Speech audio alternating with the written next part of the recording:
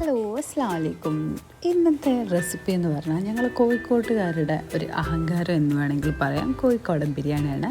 Morning ഉണർന്നപ്പോൾ എന്താ ഇന്ന് video എടുക്കുക നോക്കി നടന്നപ്പോഴാണ് ഉമ്മ ബിരിയാണി ഉണ്ടാക്കുന്നത് കണ്ട്. അപ്പം പിന്നെ നേരെ കിച്ചണിലേക്ക് വിട്ടു. പൊരിച്ച ചിക്കൻ്റെ ബിരിയാണിയാണ് കേട്ടോ ഇഷ്ടം. അപ്പം ഇത് ഇന്നലെ രാത്രി മാരിനേറ്റ് ചെയ്ത് വെച്ച ചിക്കനാണ്. ഒന്നുമില്ല, ജസ്റ്റ് മഞ്ഞൾപ്പൊടി, ഗരം മസാല ഒക്കെ ഒരു 1/2 ടീസ്പൂണ്, അതുപോലെ കുറച്ച് നാരങ്ങ നീര്, ഉപ്പ്, കുരുമുളക് പൊടി, ഇതെല്ലാം നന്നായിട്ട് മാരിനേറ്റ് ചെയ്ത് വെച്ച ചിക്കനാണ്. അത് ഫ്രിഡ്ജിൽ വെച്ചിട്ട് പിറ്റേന്ന് ജസ്റ്റ് ഫ്രൈ ചെയ്തെടുത്ത് മാറ്റി വെക്കാം.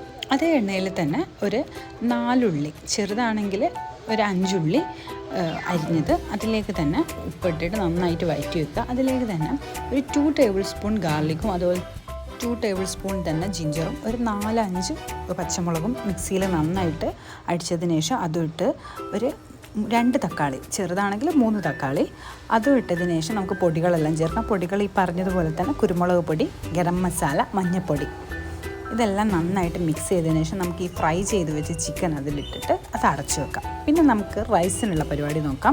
അതിനുവേണ്ടി ഒരു പാത്രം സ്റ്റൗവിൽ വെച്ച് നെയ്യ് ഒഴിച്ച് അതിൽ അണ്ടിപ്പരിപ്പ്, മുന്തിരി, ഇതൊക്കെ നമുക്ക് നന്നായിട്ട് വറുത്ത് കോരി വെക്കാം കേട്ടോ.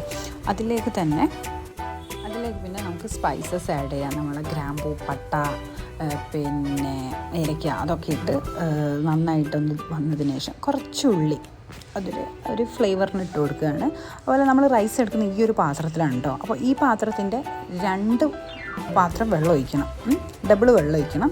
അതിലേക്ക് തന്നെ ഉപ്പിട്ട് കൊടുത്ത്, അതുപോലെ തന്നെ ചിക്കൻ്റെ ഒരു നെയ് പാർട്ട് വിത്ത് ചിക്കനോട് കൂടെ ഒരു നെയ് പാർട്ട് നമ്മളിതിൽ ഇട്ട് കൊടുക്കുന്നുണ്ട്. അപ്പം റൈസിന് നല്ലൊരു ഫ്ലേവർ കിട്ടും.